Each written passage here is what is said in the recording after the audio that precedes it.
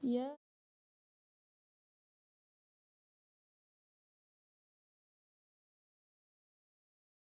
ya ayyuhalladzina amanu tubu ilallah tubu ilallah tubu ilallahi taubatan nasuha.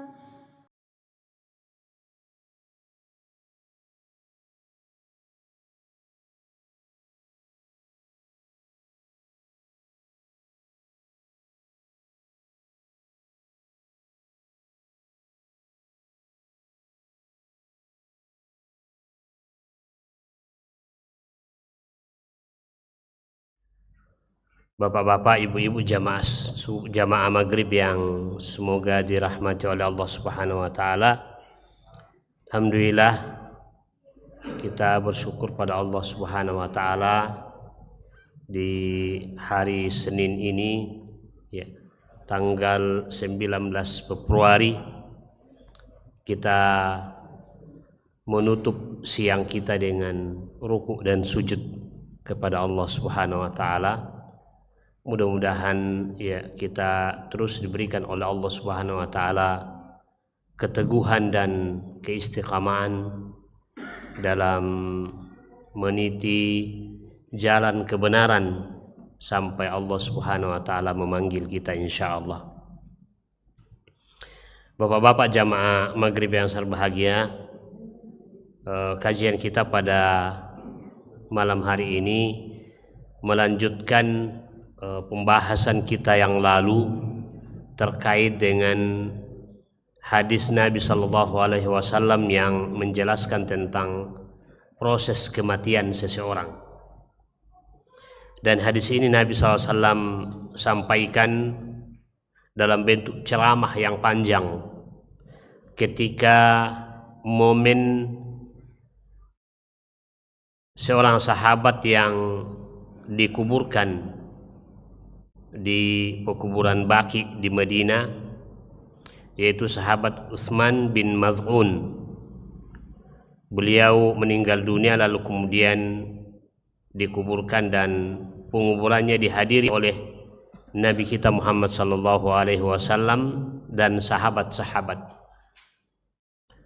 Setelah selesai dikuburkan, maka Nabi Shallallahu Alaihi Wasallam memanfaatkan momen dan kesempatan untuk memberikan penjelasan dan nasihat kepada para sahabat tentang bagaimana proses kematian seorang hamba dengan ya penjelasan Rasulullah SAW yang cukup panjang.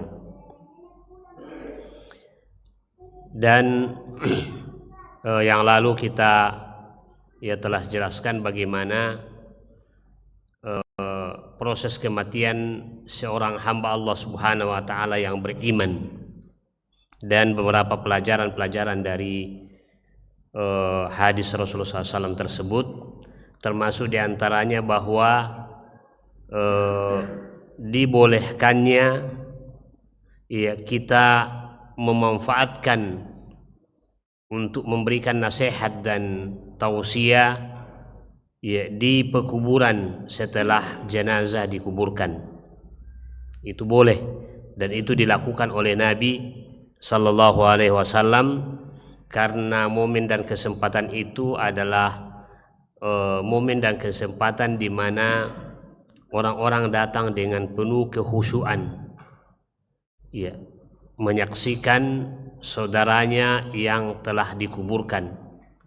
Maka momen itu adalah momen yang sangat penting, sangat baik untuk dimanfaatkan ya dalam rangka menasihati dan memberi tausiah kepada orang-orang yang hadir dalam pekuburan itu, dalam ya penguburan tersebut.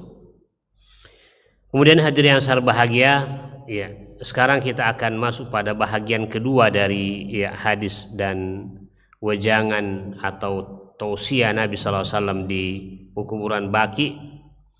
Beliau mengatakan qala, ya, Rasulullah SAW mengatakan lagi setelah selesai ya membahas tentang bagaimana proses ya perjalanan ya roh seorang muslim ketika dia dicabut oleh malaikat dan seterusnya sampai ya dia dikembalikan ke dalam jasadnya lalu kemudian ditanya oleh malaikat. Kemudian ya setelah itu ya Nabi masuk pada ya bahagian kedua. Wa innal abdal kafira idza kana fi iqbalin minad dunya wa inqita'in minal akhirah. Kata Rasulullah, sesungguhnya seorang hamba yang kafir. Ini cerita lagi tentang ya hamba Allah yang kafir. Yang sebelumnya ya bercerita tentang hamba Allah yang mukmin.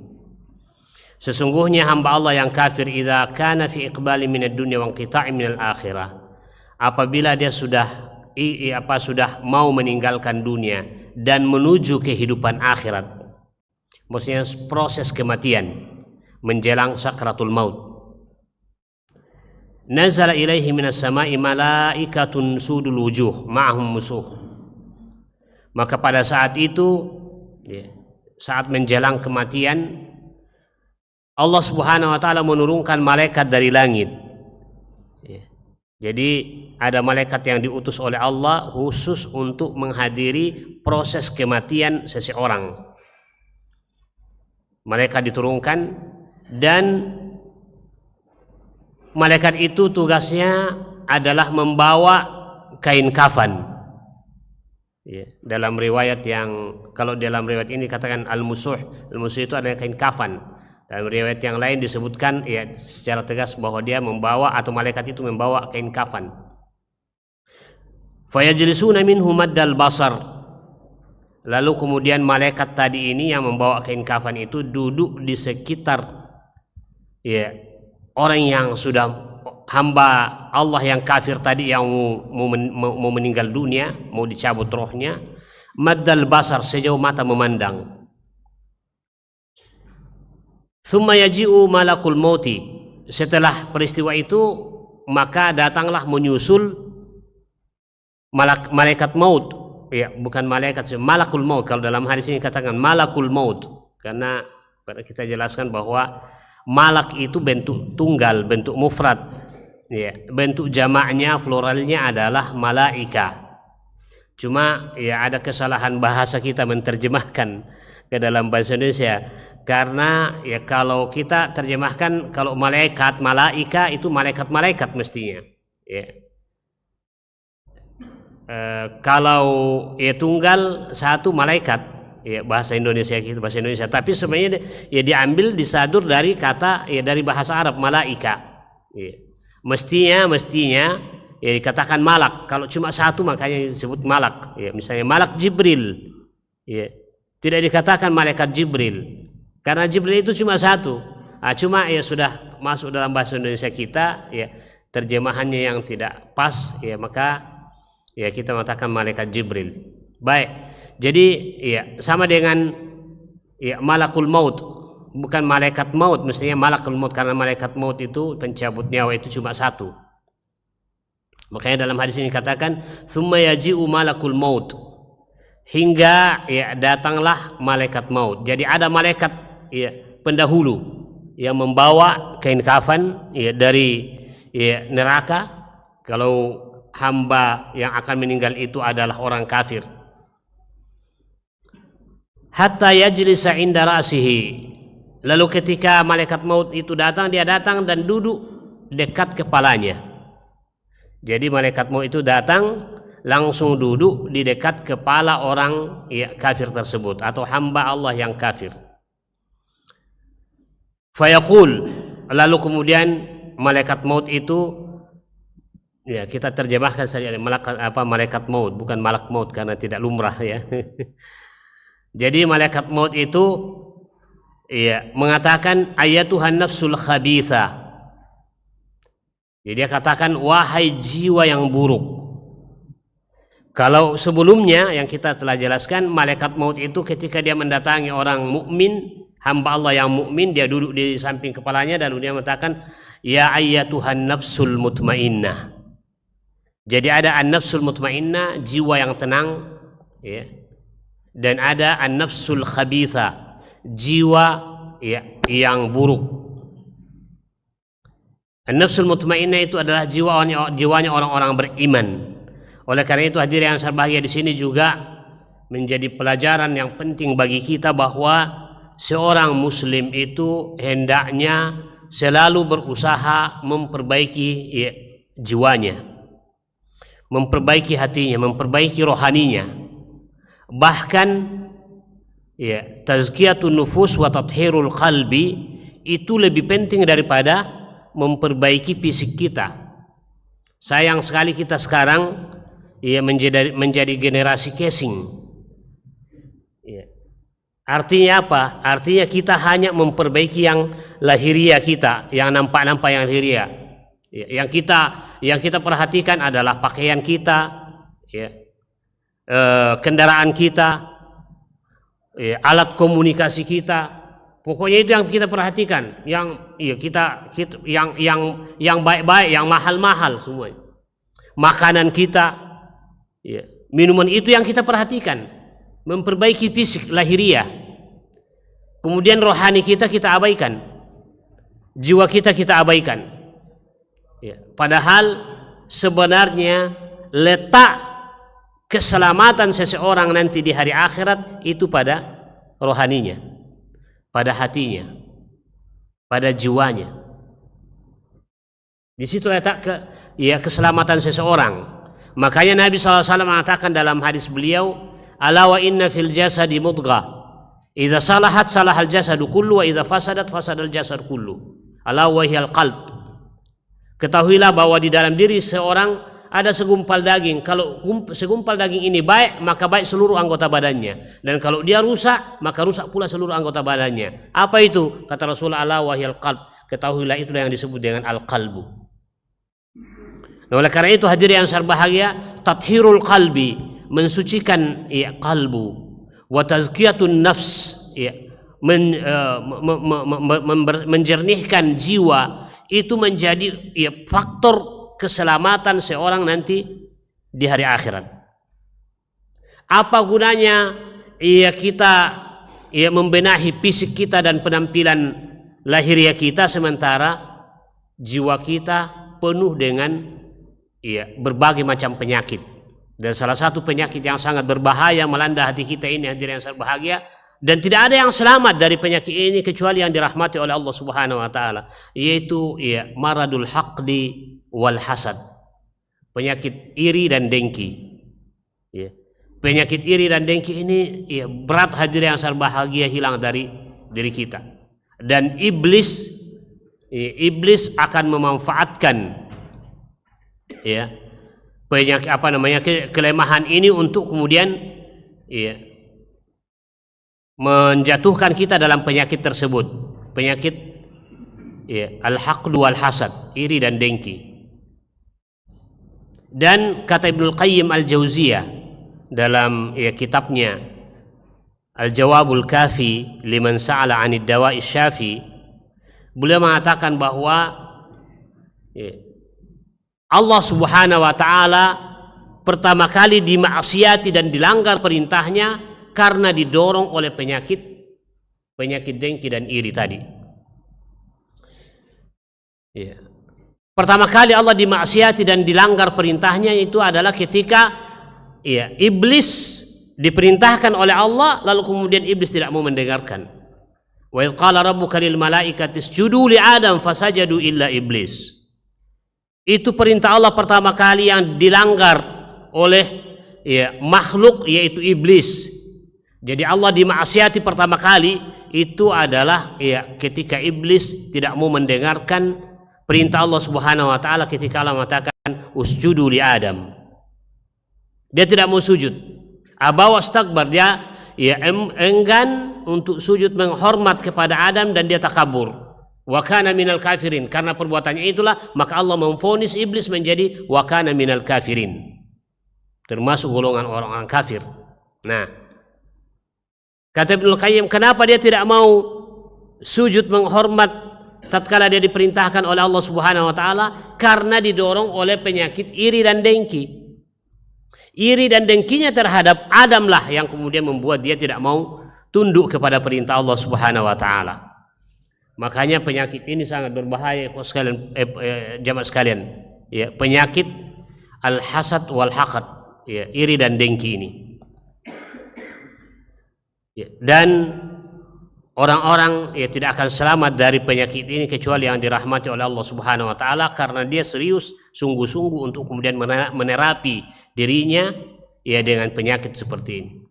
Di samping juga penyakit-penyakit hati yang banyak yang lainnya. Makanya hadirin yang berbahagia, intinya adalah ya bagaimana kita membersihkan hati kita, tathhirul qalbi wa tazkiyatun nafs. Ya, dan ya membersihkan jiwa kita. Itu yang paling utama. Walaupun ya amalan kita tidak terlalu banyak, tapi kita bisa ya membersihkan hati kita, termasuk juga membersihkan hati kita dari sifat riya dan isi dengan penuh keikhlasan, dan itu juga tidak mudah hadirin yang berbahagia. Sebaliknya, walaupun banyak amalan kita, tapi ya hati kita ya kita tidak benahi, kita tidak bersihkan dari berbagai penyakit-penyakit yang bisa membinasakan, maka ya boleh jadi amalan yang banyak itu tidak dinilai oleh Allah Subhanahu wa taala. Makanya hadirin yang sangat bahagia, ya yang paling utama mestinya kita benahi adalah ya batin kita, adalah rohani kita, adalah hati kita, ya, dan jiwa kita. Makanya ya dalam hadis ini ya malaikat mengatakan kepada al-abdul kafir, ya hamba yang kafir tadi itu adalah ya dia mengatakan, ayyatuhan nafsul khabitha, wahai jiwa yang buruk, ukhruji ila sakhatillahi wa ghadabihi. Dia malaikat mengatakan kepada jiwanya, wahai jiwa yang buruk, keluarlah kamu kepada kemurkaan dan kebencian Allah kepadamu. Dan dia dibenci oleh Allah dan dimurkai oleh Allah karena dia adalah hamba yang kafir, tidak beriman pada Allah Subhanahu wa taala. Lalu kemudian ya kata Rasulullah, ketika malaikat mengatakan ya kepada jiwanya tersebut, jiwa tersebut, ukhruji ila sakhatillahi wa ghadabihi, keluarlah kamu wahai jiwa yang buruk kepada kemurkaan dan kemarahan Allah, fatufarraqu fi a'dha'ihi kulliha.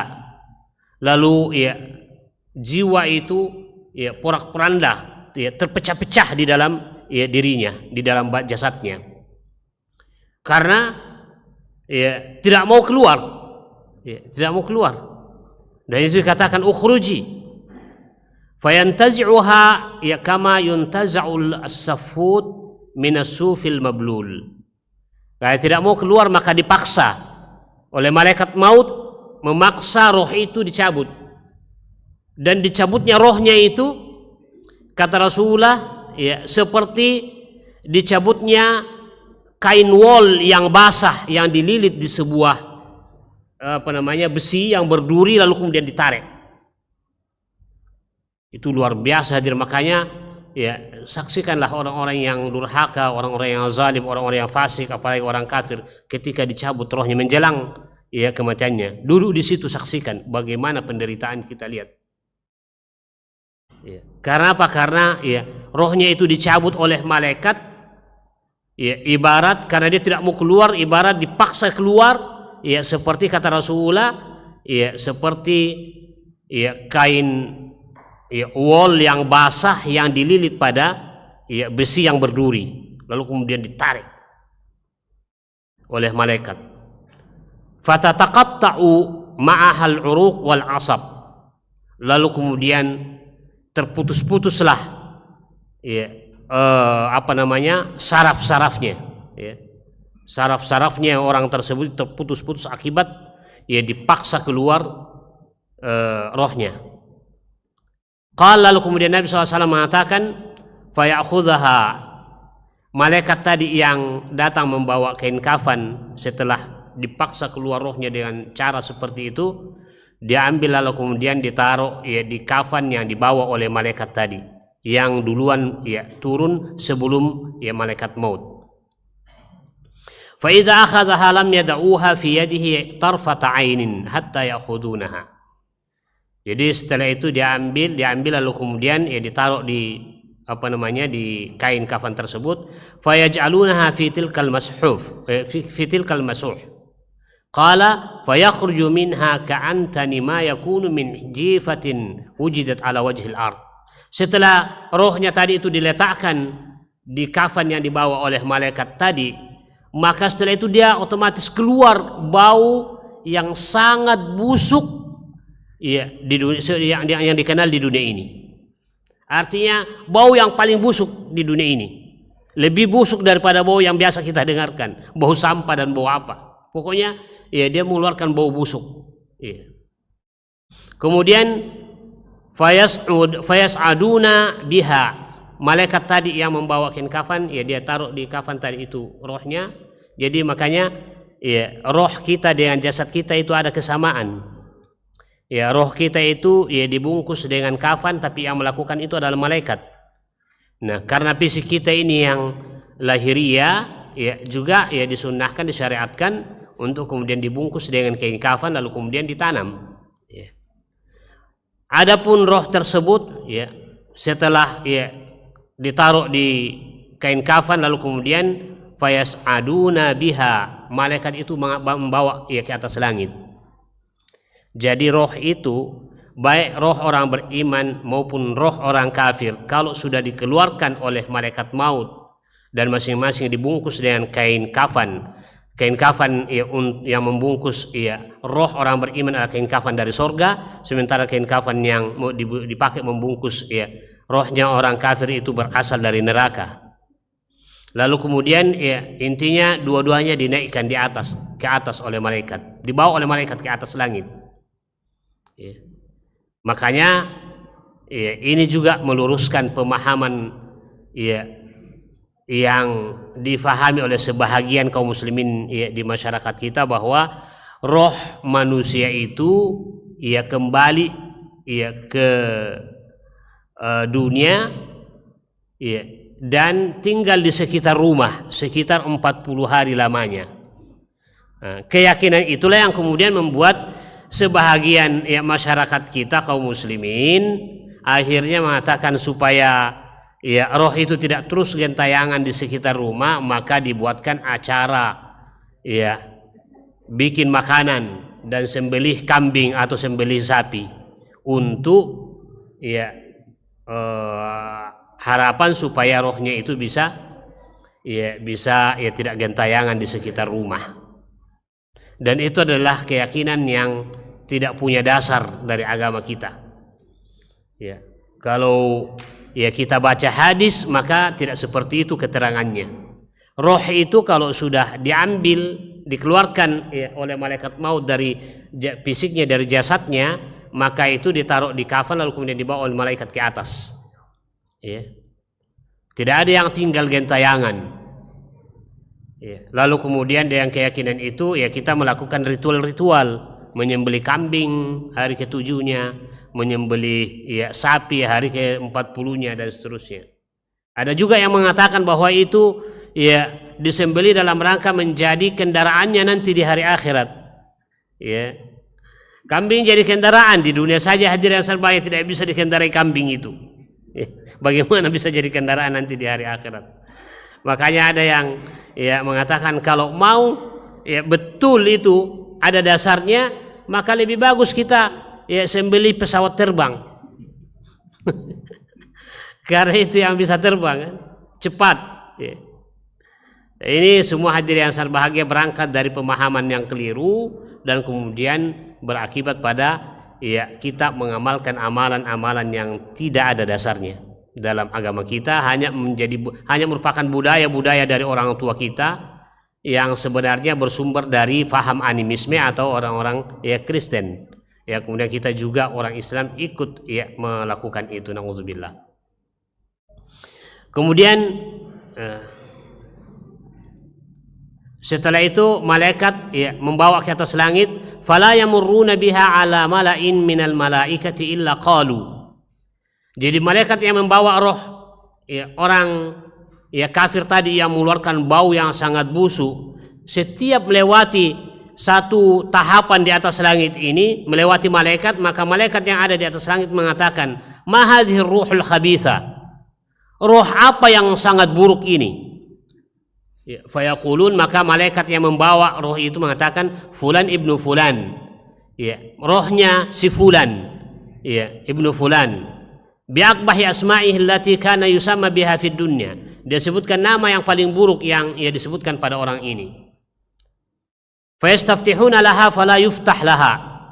Kemudian malaikat yang membawa kain roh orang kafir tadi itu minta kepada malaikat yang menjaga langit itu agar dibukakan pintu langit. Fala yuftahu laha.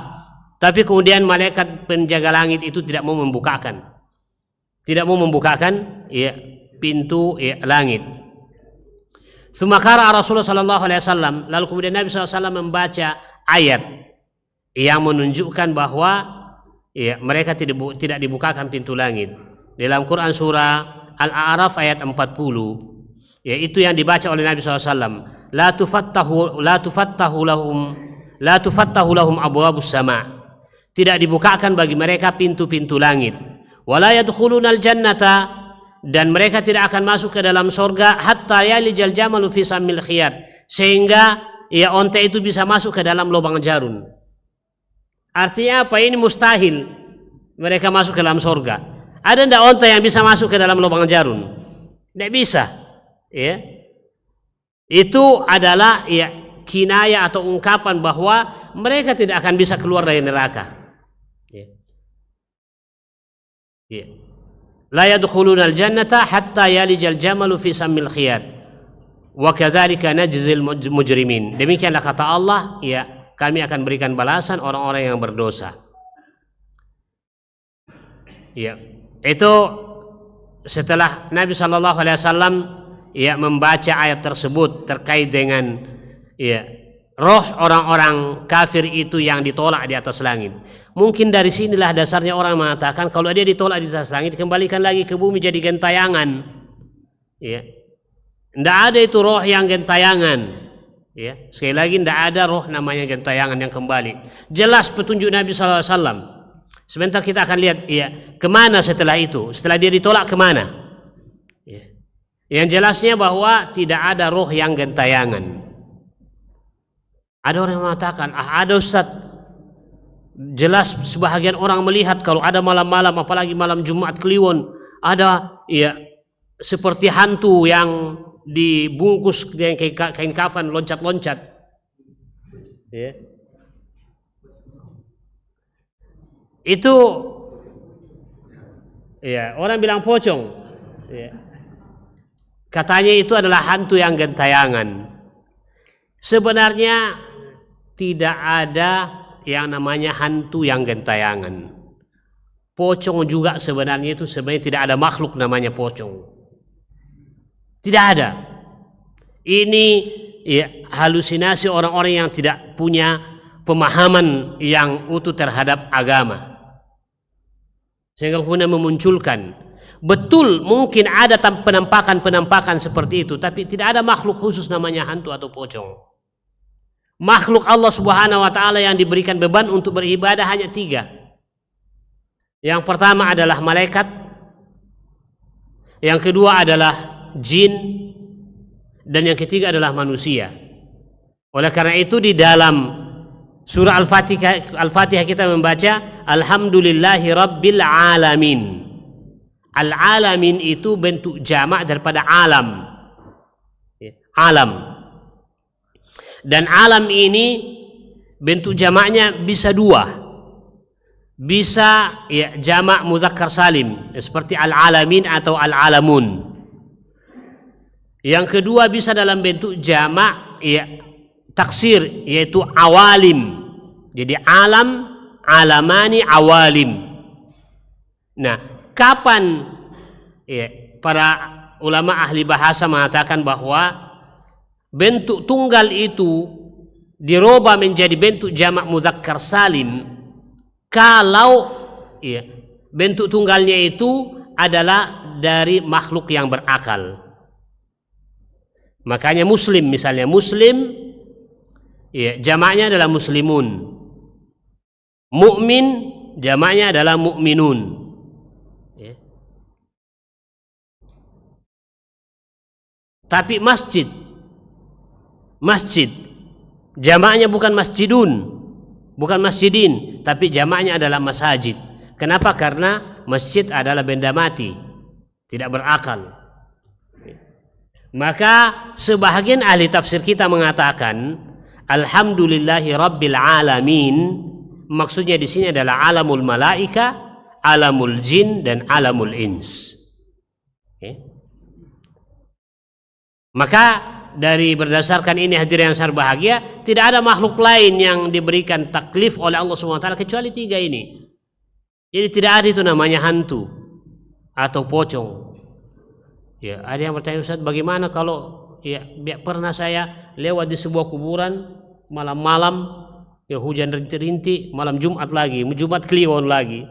Ya, saya dilempar dan saya cari orang yang melempar saya itu tidak ada. Atau saya dengarkan suara rintihan, saya perhatikan tidak ada. Ya. Nah, itulah yang kemudian orang mengatakan itulah hantu atau itulah pocong. Padahal sebenarnya itu bukan.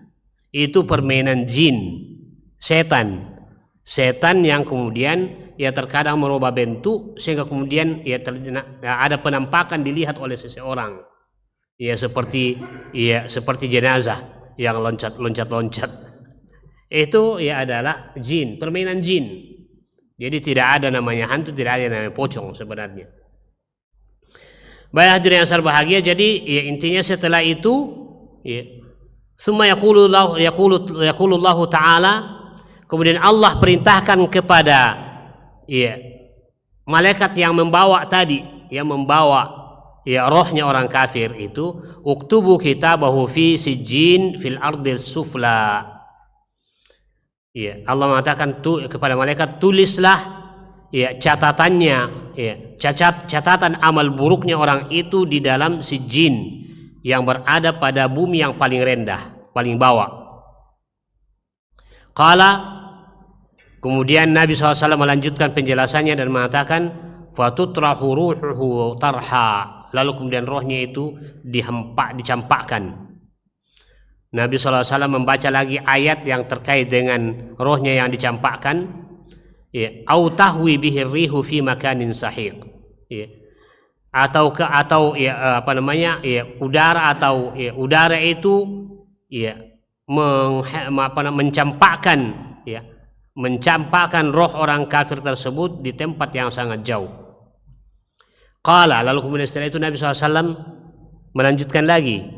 Dia mengatakan fatu'adu ruhuhu fi jasadihi. Ingat, ini setelah dia tadi dicampakkan, lalu kemudian tatkala dia sudah dikuburkan, dalam penjelasan sebelumnya kita sudah sebutkan bahwa tatkala dia sudah dikuburkan, ya, dan orang-orang yang menguburkannya dari kerabatnya dan keluarganya, ya, teman-temannya dan seterusnya tetangganya, ya, berbalik meninggalkan kuburan, maka datanglah malaikat. Ya. Tapi sebelum datang malaikat ya kepada orang tersebut dalam kuburnya, yang pertama adalah fatu'adu ruhuhu fi jasadihi. Rohnya tadi itu dikembalikan ke dalam jasadnya. Sehingga kehidupan kita di alam barzah, di dalam kubur itu ya sudah ya kembali lagi menyatu antara jasmani dan rohani.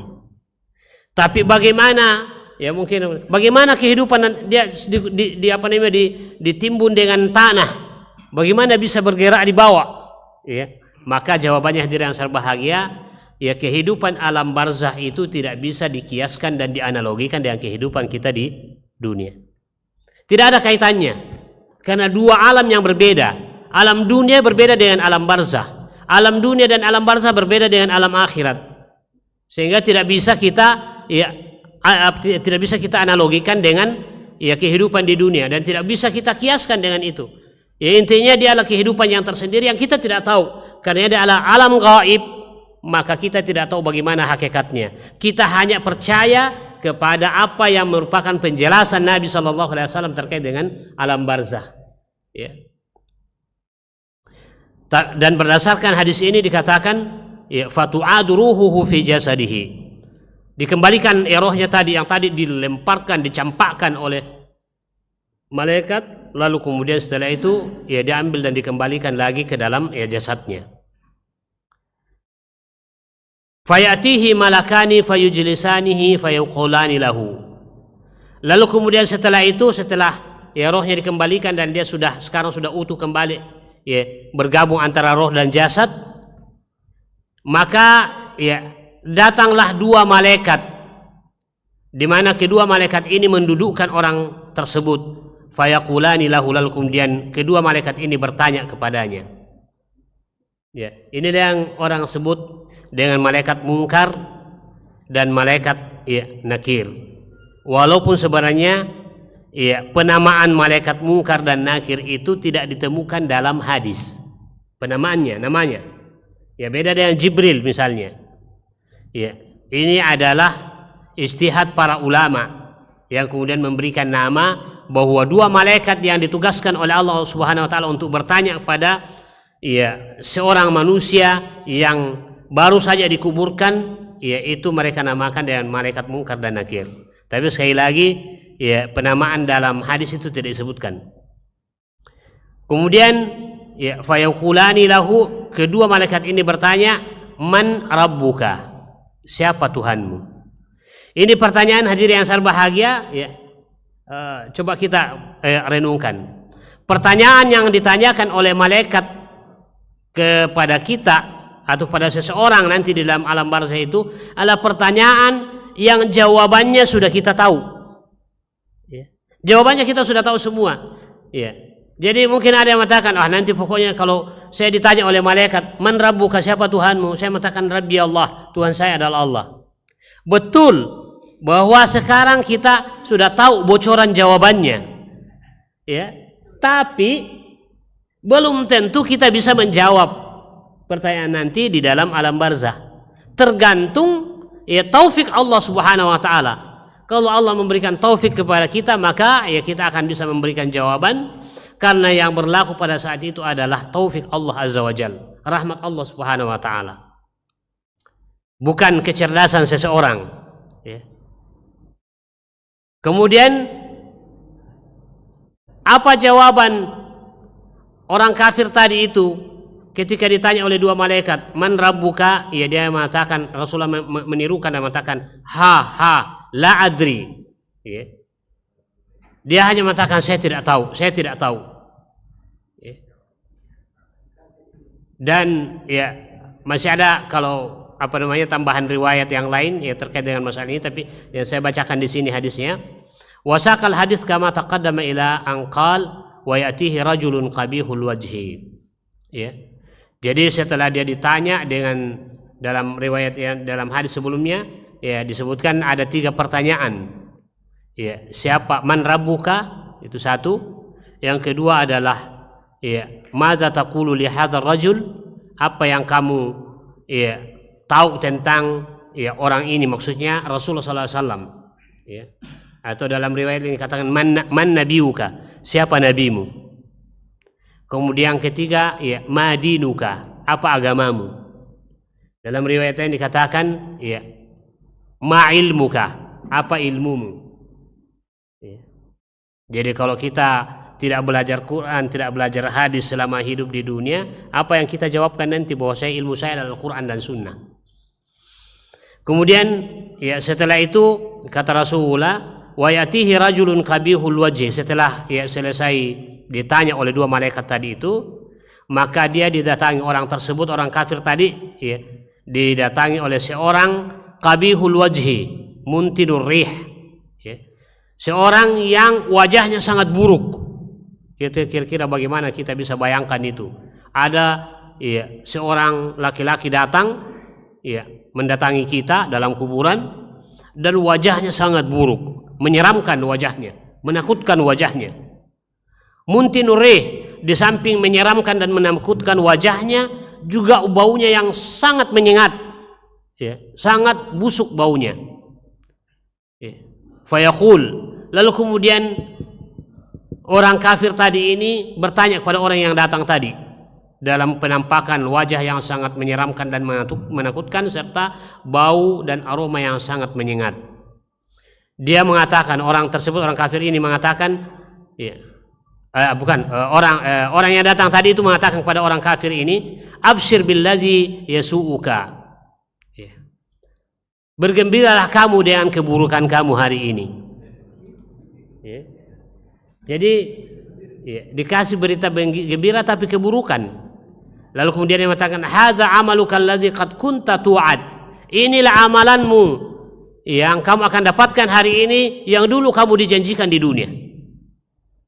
Fayaqul, lalu kemudian orang kafir tersebut bertanya kepada orang yang mengatakan tadi ini, dan yang datang dalam keadaan wajah yang menyeramkan dan bau yang sangat busuk, man anta, ya, siapa anda? Ya, dia mengatakan, siapa anda?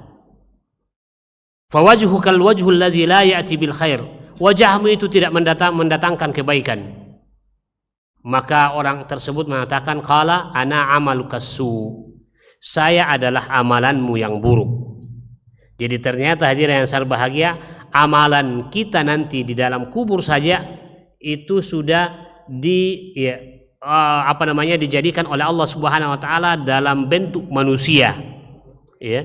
Kalau dalam penjelasan sebelumnya kita sebutkan bahwa kalau orang itu adalah orang beriman dan amalannya amalan saleh, maka amal salehnya itu ya dibentuk seperti manusia yang datang dengan wajah yang berseri-seri, dengan aroma yang sangat harum, lalu kemudian dia memberikan berita gembira kepada ya orang yang dalam kubur tersebut kalau dia mukmin. Tapi sebaliknya kalau dia kafir, ya, dia zalim, dia fasik, maka ya dia amalan buruknya itu ya dibentuk dalam ya bentuk manusia yang memiliki wajah yang sangat menyeramkan dan menakutkan dengan aroma dan bau yang sangat busuk.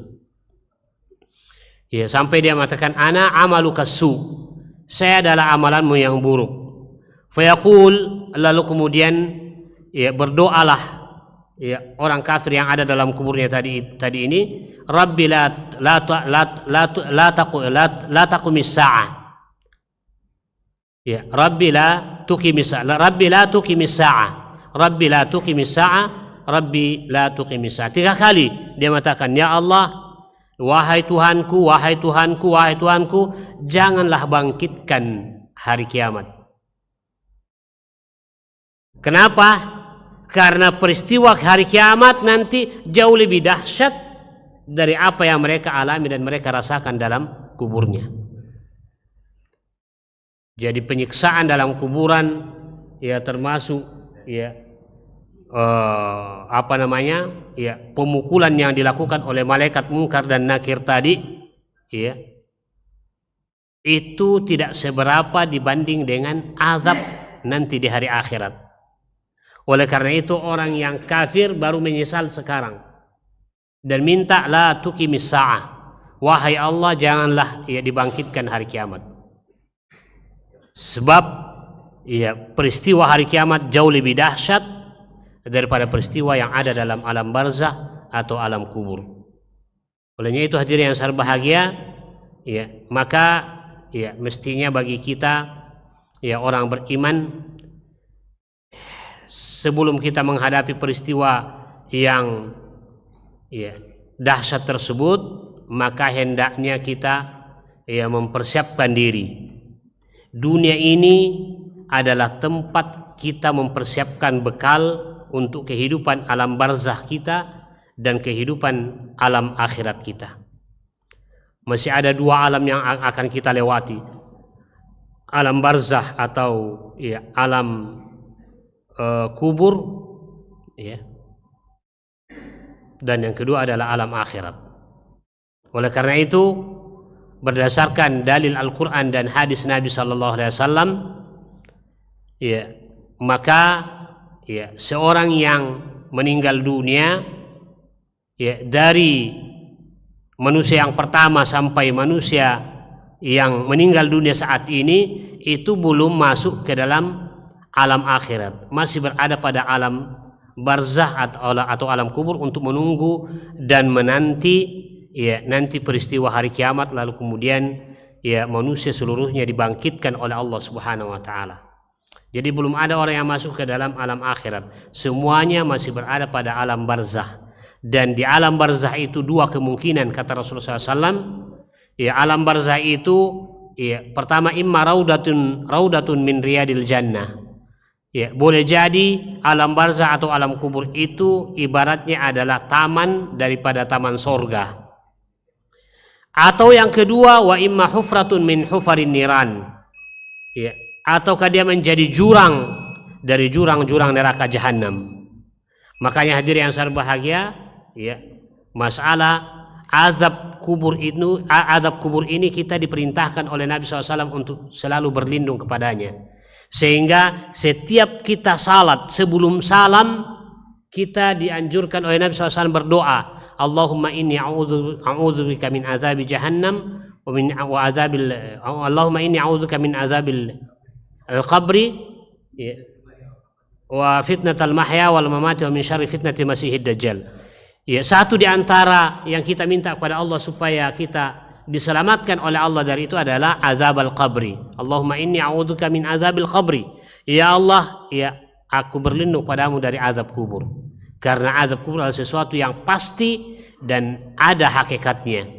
Ya, walaupun ya orang-orang ya Mu'tazilah, orang-orang Mu'tazilah itu mengingkari azab kubur. Mereka mengatakan tidak ada azab kubur dan tidak ada nikmat kubur. Jadi orang meninggal dunia setelah itu dikubur ya selesai. Nanti katanya ada balasan setelah peristiwa hari kiamat. Tapi ini tentu ya sangat ya bertentangan dengan penjelasan Allah dalam Al-Quran dan hadis Nabi SAW yang kurang lebih 120 hadis Rasulullah SAW yang menjelaskan tentang adanya azab dan nikmat kubur. Ini hadirin yang saya berbahagia, ya, karena sudah masuk waktu kita ya cukupkan ya penjelasan Nabi Sallallahu Alaihi Wasallam terkait dengan proses ya kematian seseorang, baik itu mukmin maupun dia kafir, dan mudah-mudahan Allah Subhanahu Wa Taala ya memasukkan kita dalam kategori golongan orang-orang yang beriman yang dipanggil oleh Allah, yang dipanggil oleh malaikat nanti menjelang kematiannya. Ya ayyatuhan nafsul mutmainnah irji'i ila rabbiki radiyatan mardiyah fadkhuli fi ibadi wadkhuli jannati. Wa sallallahu ala Muhammadin wa ala alihi wa sahbihi ajma'in. Wassalamualaikum warahmatullahi wabarakatuh. Ya